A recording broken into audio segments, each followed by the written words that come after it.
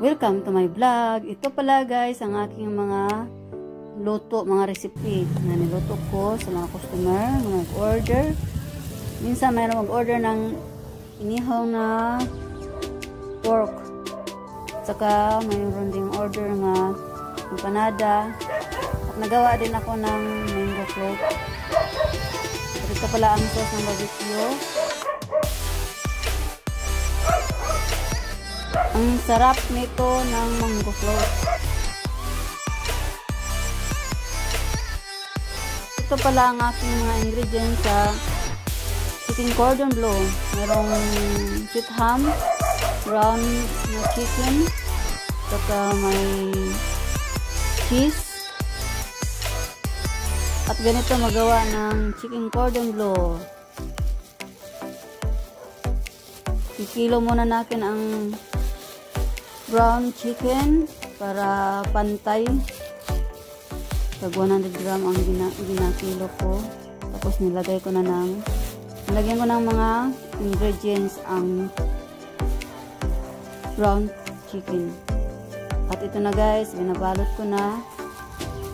Pagkatapos nito balot guys, ilagay ko muna sa freezer. Pagkatapos lagay sa freezer, yan. Nakuha ko ang plastic na pambalot at pagkatapos lagyan ko ng breading.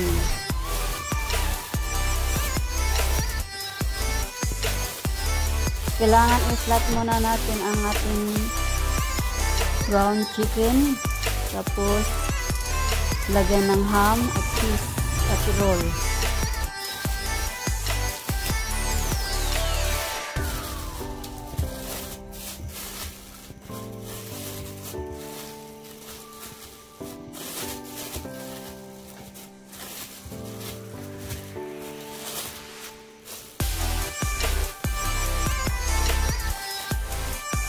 Ganito lang kasimple ang paggawa ng chicken cordon bleu.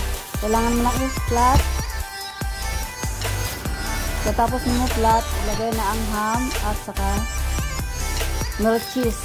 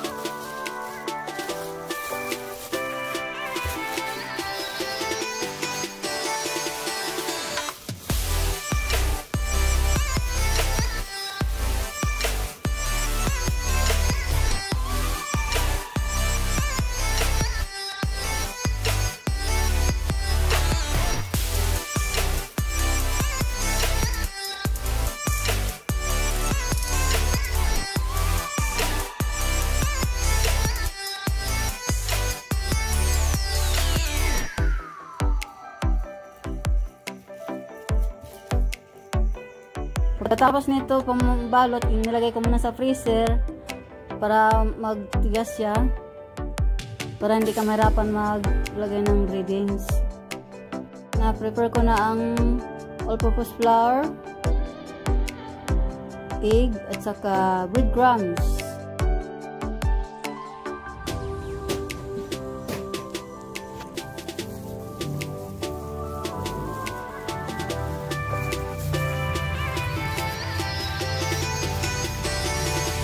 Pagkatapos natin inalis ang plastic, i-roll na natin sa flour. Pagiling-giling sa flour. Pagkatapos sa flour, ito naman sa egg. Pagiling-giling sa egg na beating.